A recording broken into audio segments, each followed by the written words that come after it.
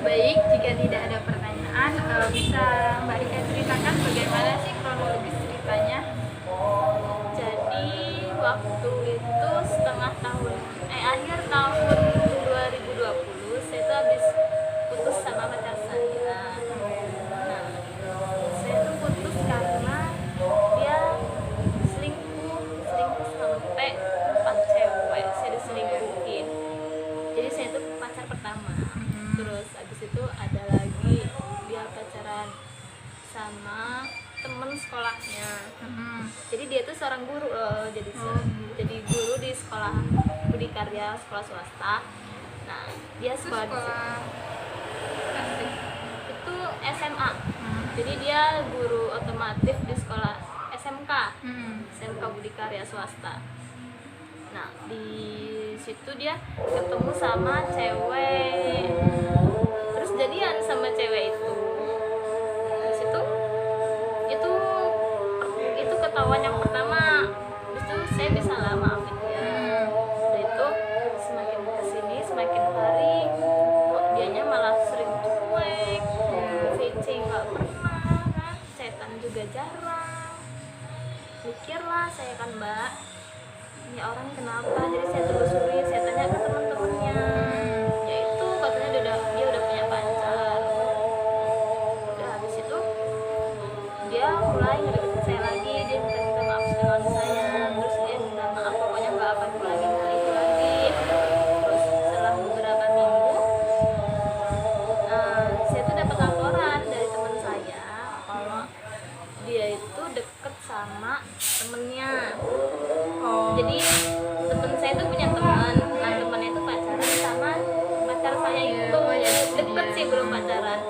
Nah itu jadi sama dia itu VC-an terus, sedangkan sama saya itu nggak pernah, jarang banget. Dia alasannya cuma sibuk kerjaan kayak gitu kan. Nah itu kayak gitu saya marah lah, Mbak, saya marah. Terus dia juga marah-marah. Dia kedua kalinya tuh dia tuh cuma kayak ngedeketin cewek aja gitu loh, Mbak, kayak nggak mau apa ya, dia tuh orangnya masih suka main-main, nggak mau ke hal yang lebih serius kayak gitu. Ya belum dewasa gitu ya, Mbak? Masih suka main. Kesel aku tuh kadang kan. Udah itu dan minta maaf, mohon oke lah, baikan. Udah itu pas apa, dia kan sebelumnya kan nggak langsung di apa ya, saya tuh merasa kayak padahal saya tuh udah nemenin dia dari awal gitu, dari nol, dari dia baru lulus sekolah, dia kerja di tempat pencucian motor lah, saya juga sering ke sana. Habis itu udah keluar kerjaan di sana, keluar dari sana dia kerja di bengkel mobil. Nah, dia tuh motornya dijual karena dia nggak punya apa ya, pokoknya dia tuh ada masalah jadi motornya terjual. Terus dia pindah kerjaan di bengkel mobil. Jadi kalau pas saya libur yang kadang saya jemput, terus saya anterin ke tempat kerjaan dia kayak gitu kan. Saya udah nemenin dia dari nol, tapi kok sampai akhirnya kok dia malah kayak gini gitu, mengkhianati saya banget gitu kan. Sedangkan apa yang dia mau juga saya kasih, dia perlu uang, dia pinjam uang, saya kasih.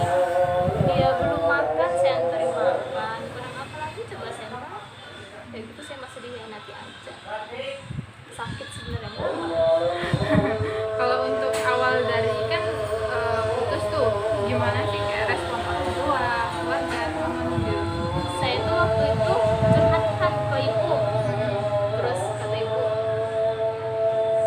ampun kayak gitu banget ya, itu kayaknya ibuku juga kecewa gitu loh. Ke teman-temanku, ih kok kayak gitu banget sih Kak, kan teman-temanku juga, udahlah udahin aja kataku. Tapi gimana, akunya masih sayang loh, Mbak. Terus itu mamaku, ibuku juga bilang, kok kayak gitu banget ya, tapi keluarganya dia itu udah deket sama aku gitu. Baik gitu ya.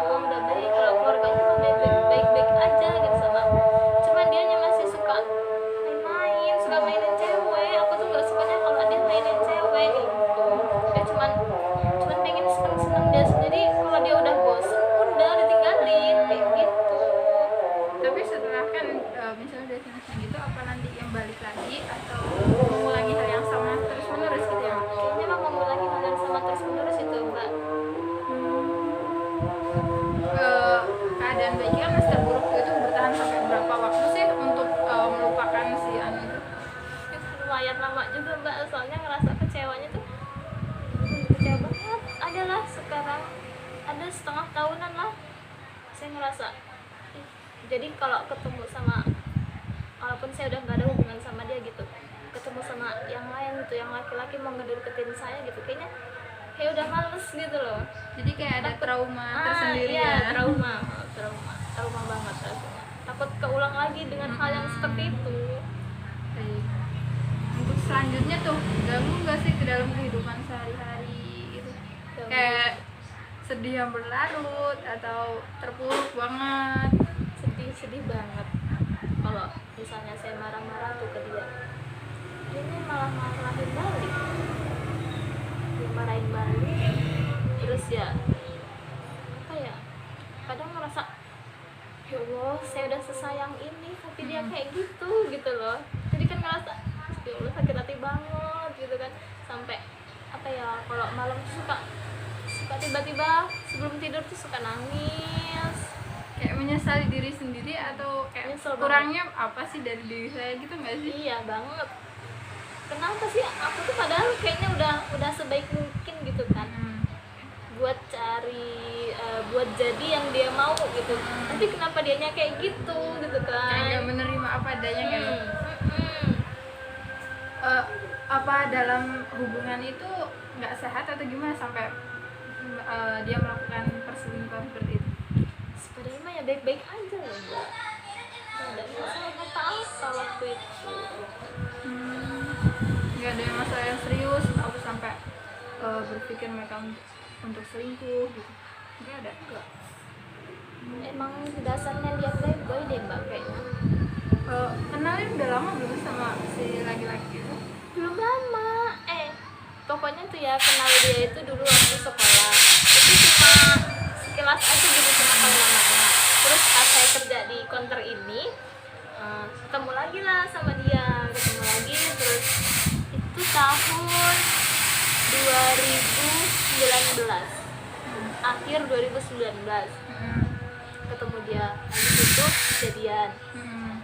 Dia kan minta nomor WA saya kasih, terus chattingan apa segala macem, video callan, chattingan apa segala macam, terus ya itu pacaran kurang lebih setengah tahun. Pacaran tuh baik-baik aja gitu, Jadi dari awal tahun ya?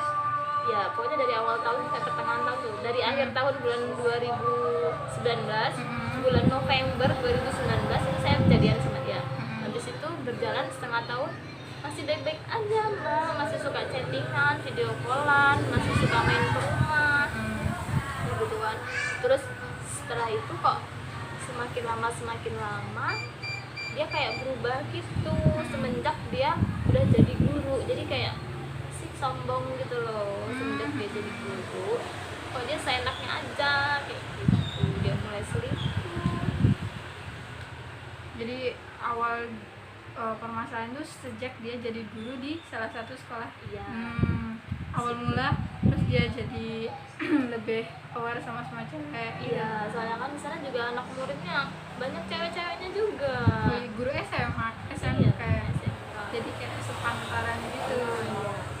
Jadi dia juga sempet pacaran sama adik kelas.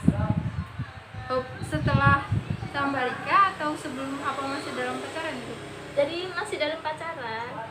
Ya itu dia selingkuh sama adik kelas. Jadi sekarang misal tuh dia kan udah lulus tuh. Jadi anak murid dia kelas 2 SMK. Dia pacaran. Itu pun pacaran cuma 2 bulan kata dia. 2 bulan, habis itu dia putus sama cewek itu. Dia kan nggak cuma ngajar SMK nggak cuma ngajar otomotif loh. Jadi dia juga main futsal juga. Ya, jadi guru menjaskes gitu kan? Iya, nah gitu. Terus itu ketemu sama pemain futsal cewek. Itu juga selingkuh juga. Jadi posisinya waktu dia pacaran pacaran sama yang pemain futsal cewek, dia masih pacaran dengan yang ada di SMK itu, yang adik kelasnya itu. muridnya itu. Jadi kan aku nih pacarnya yang pertama, terus yang anak SMK itu yang kedua, terus dia pacaran lagi sama anak yang futsalan. Nah, untuk pacar yang keempat Gitu, pacar yang keempat, kalau itu dia dapat dari itu temennya, dari temennya. Baik, selanjutnya seberapa berpengaruh sih peristiwa itu sama kehidupan Mbak Ika, kayak pekerjaan contohnya? Kan sekarang Mbak Ika kerja tuh. Pengaruh banget sih Mbak, kalau kata aku pengaruh banget. Aku yang ngerasain itu dalam kerja juga kayaknya udah nggak mood gitu kan, soalnya kan kita dalam kerja kan apa ya, berinteraksi sama orang lain ya. Apalagi toko ya. Ya, jadi ketemu banyak orang gitu. Jadi kan kalau kita masih ada masalah dalam diri kita, perasaan juga jadi nggak semangat, nggak mood gitu. Apalagi kalau sama orang lain kan dituntut untuk senyum, Iya. terus lebih ramah ya. Iya, tapi dalam keadaan yang kayak gitu ya bisa nggak bisa ya kita harus berhadapan dengan orang lain, harus seramah mungkin. Cuma kadang kalau pas lagi kepikiran tuh ngerasa ih kok gini banget gitu kan, terus kadang suka ngelamun juga. Terus kalau pas mau pulang, selesai mau pulang tuh kan harusnya merekap data hari ini apa aja yang keluar. Itu ngerasa kayak jadi nggak fokus gitu, karena pikiran selalu menuju ke arah sana gitu. Jadi kan dalam bekerja juga nggak fokus jadinya. Kalau Fokus nggak semangat. Kalau untuk perekapan gitu sering salah nggak setelah kejadian itu? Sering suka salah, kayak kita jual hari ini jual barang apa gitu, tapi yang kita tulis malah ini dengan harga yang beda, kan jadi apa ya, pokoknya nggak fokus kayak gitu lah, jadi salah-salah terus. Ada yang sadar nggak sih sama bisa pelanggan tuh kok mbaknya sekarang kayak gini? Iya, ada gitu lah mbak, jangan cuek apa gitu kan. Aku suka cuek gitu ya, dengan mood yang entah pokoknya turun berantakan. Iya, pokoknya mood yang nggak karuan gitu rasanya. Kadang ditegur orang, wah judes bener, mbak kok diem aja, mbak jangan ngelamun gitu. Biasanya orang-orang tuh kayak gitu yang udah deket pelanggan gitu kan, kayak gitu dia suka bilang kayak gitu. Jadi kayak lebih suka bad mood nggak? Iya, kadang-kadang suka apa sih, suka marah-marah. Sama hal kecil gimana? Misalnya kayak kesalahan kecil dilakuin adik atau ini, marahnya nggak? Enggak sih, cuma kebanyakan kalau marahnya tuh nggak seberapa, cuma kebanyakan melamun, kayak mikirin apa sih yang kurang dari aku sampai dianya segitunya banget sama aku, kayak Sampai insecure banget sampai ya Allah sampai kayak gitu banget gitu kan. Pernah sampai ditegur sama bosnya nggak sih? Sama komplain pelanggan gitu? Kalau pelanggan enggak sih, paling pelanggan cuma kenapa sih diem aja, mbak jangan ngelamun. Kalau pelanggan kayak gitu. Cuma kalau bos paling cuma bilang apa sih, ke beberapa hari ini kamu tuh salah-salah terus, mereka salah-salah terus. Keadaan terpuruk kayak gitu tuh sampai bertahan berapa waktu sih? Kayak berbulan-bulan atau cuma seminggu aja? Kayak kemarin Berbulan-bulan itu mbak, berbulan-bulan kayak masih ngerasa trauma gitu. Jadi kalau mau deket sama orang lain lagi tuh masih takut. Kalau kan deket tuh rumahnya, sering ketemu gak sih sama si mantan ini untuk beberapa waktu lalu? Sering ketemu. Kadang-kadang juga dia lewat depan counter. Gimana perasaannya? Kesel, ngerasa udah nggak sedih pokoknya ngerasa kalau ngelihat muka dia tuh kayaknya bawaannya kesel aja gitu, Karena terlalu ya mbak, udah lama juga, jadi ya itu juga udah lama, kejadian itu udah lama, jadi ya udahlah bisa diterima. Cuma kalau ngelihat dia gitu bawaannya kesel, jadi males aja gitu mau ngeliatnya. saat terpuruk tuh pernah nggak sih untuk berpikir yang negatif banget, yang aneh-aneh sampai yang untuk berpikir yang negatif? Celakai diri enggak, saya nggak sebodoh itu. Saya masih saya masih punya jiwa, nggak cuma laki-laki itu doang, masih banyak gitu kan. Cuma perasaannya aja gitu kok tega gitu loh, tega banget. Iya. Kayak gitu. Kurangnya apa gitu sampai digituin. Kalau untuk kan udah deket ya sama keluarganya si mantan, kayak mana sih tanggapan mereka? Tahu kayak mbaknya kan katanya sering Ya, chat. mbak dia suka chat aku kan. Itu pertama saya curhatlah ke mbaknya kalau adiknya tuh begini, adiknya tuh selingkuh, adiknya tuh suka ngomongin aku yang enggak gitu kan. Terus saya curhat ke mbaknya, terus kata mbaknya itu emang dia seperti itu dari dulu, katanya kayak gitu kan, kata mbaknya. Jadi mbaknya sempat negor dia juga kok, sempat negor adiknya itu kalau udah sih jangan kayak gitu, maksudnya itu suruh berteman baik, suruh pokoknya suruh baik-baik aja gitu sama aku. Soalnya kan keluarganya juga udah setuju gitu loh sama hubungan aku dengan dia itu. Aku juga udah deket sama keluarganya, sama ibu bapaknya, mbaknya. Ibu bapaknya juga kalau ada apa-apa tuh dia selalu bilang.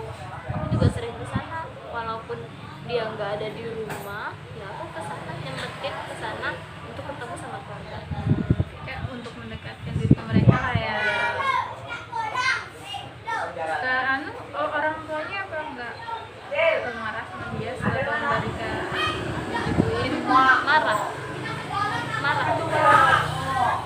orang tuanya malah lebih ngebela aku, soalnya ya memang dia yang benar-benar salah gitu.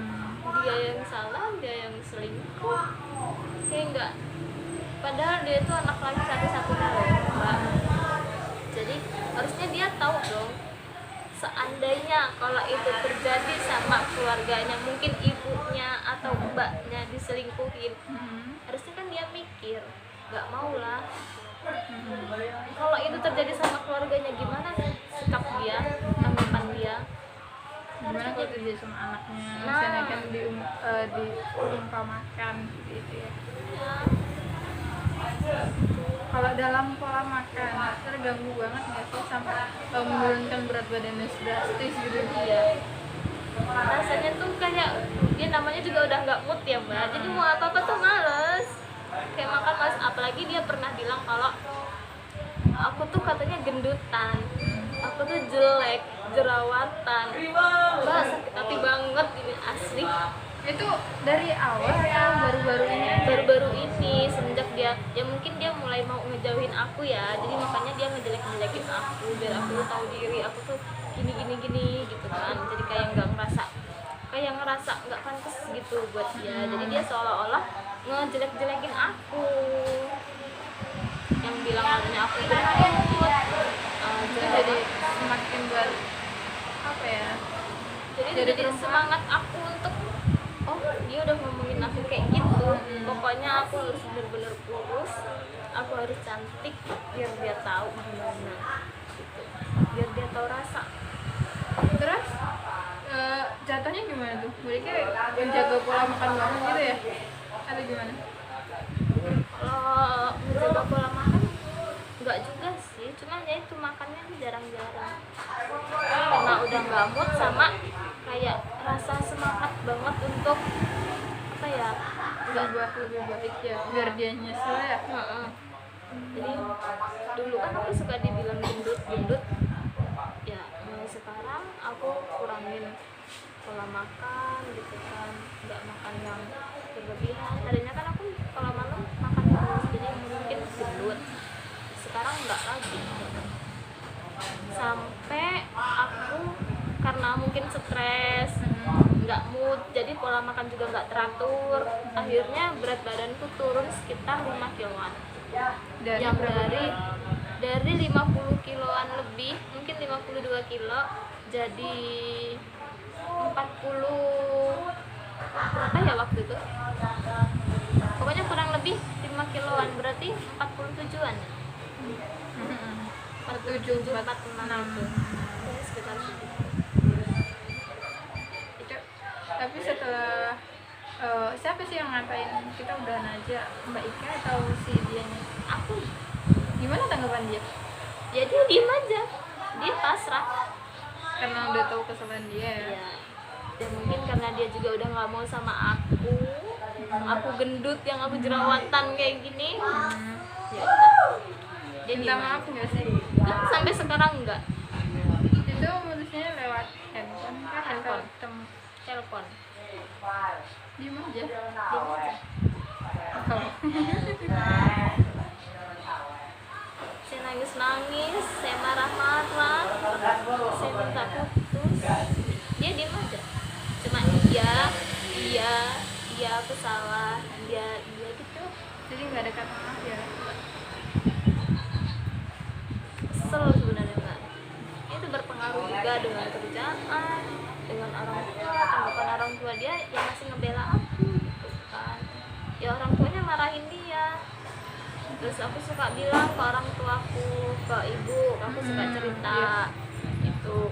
Terus ya ibuku juga kecewa lah. Karena udah deket ya, deket Udah, banget. udah sama, kalau ke keluarga itu udah sama-sama deket banget. Kecewa lagi. Ibuku juga kecewa. Gimana perasaannya setelah cerita ke saya? Agak lega sih Mbak, aku bisa mengungkapin semua apa yang aku rasain gitu, kayaknya udah cukup agak lega gitu di hati. Sebelumnya emang udah pernah cerita ke orang lain atau baru kali ini cerita? Kalau ke orang lain baru sama Mbak ini, kadang-kadang ya kalau ini ceritanya ke ibu. Seringnya gitu ya. Kan kejadian ini cukup membuat Mbak Ika dewasa nggak sih? Iya, kayak berpikir sepertinya saya harus begini deh, sepertinya saya harus lebih apa ya, lebih memilih yang baik dan tidak baiknya gitu untuk masa depan saya gitu. Jadi kayak berpikir lebih ke masa depan. Jadi kayak lebih introspeksi diri untuk nggak insecure lagi. Ternyata laki-laki nggak hanya dia doang. Iya. Sejauh ini udah ada pengganti atau itu? Udah. Nah dari situ saya ngerasa itu saya berpikir bahwa laki-laki tuh gak cuma dia aja loh, masih banyak di luar sana yang masih mau dengan saya. Sampai akhirnya ada laki-laki yang bener-bener saya yang bisa menghibur saya gitu kan. Dari masalah itu dia bisa menghibur saya ngerasa nyaman dengan dia, saya bisa bercanda, saya selalu bisa ketawa dengan dia. Jadi kedatangannya itu bukan apa ya, istilahnya bukan kayak pelampiasan gitu kan. Jadi kayak kehendak diri membuka hati lagi gitu untuk apa ya, dalam hidup kan nggak bisa tuh kita kayak sendirian terus Kayak terpuruk dengan masalah hal itu aja kan, kita nggak bisa juga sih. Nah itu jadinya ada orang yang datang, ya dia yang selalu menghibur saya gitu kan, saya senang juga. jadi Mbak Ika ini termasuk orang yang bisa memanage pikiran ya. Iya. Jadi sekarang tuh aku kalau ini sama orang-orang tuh kayak bersifat alah bodo amat gitu kan. Dia mau apa? Alah bodo amat, yang penting aku seneng, aku nggak ngurusin dia gitu kan. Maksudnya nggak apa ya? Nggak ngomong-ngomongin dia kayak gitu loh. Nggak apa ya, istilahnya nggak ngerepotin dia dan dia juga ngerepotin aku. Jadi ya udah bodo amat gitu. Orang ngomong apa juga ya Allah itu ngerti lah. Yang penting aku nggak kayak gitu. Jadi sekarang hidupannya udah jauh lebih baik ya Mbak Ika? Alhamdulillah udah jauh berubah. Udah seberapa lama sih sama yang baru ini?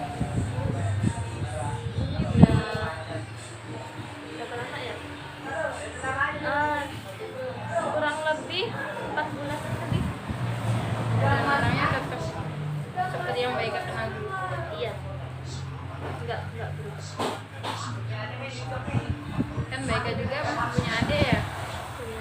kalau misalnya terpuruk terus kan takutnya adiknya niruin gitu ya. Ya, ya jangan sampai lah adekku juga kayak gitu.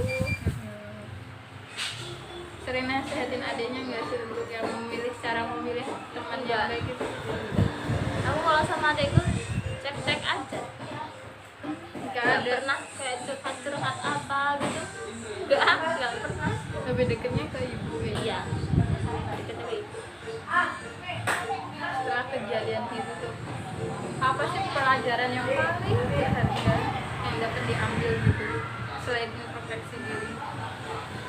Bisa apa ya, mendewasakan diri, memilah-pilih laki-laki atau calon pasangan hidup kita gitu kan. Kita bisa pilih, oh ternyata dia tuh begini, jadi dia tuh begini. Kalau misalnya sekiranya kita nggak stuck, ya udahlah, nggak apa-apa, kita cari yang lain. Toh nggak cuma satu laki-laki itu aja gitu.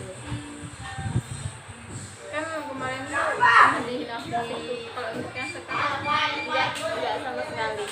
Malah dia kalau yang sekarang tuh malah pengennya aku tuh gemuk.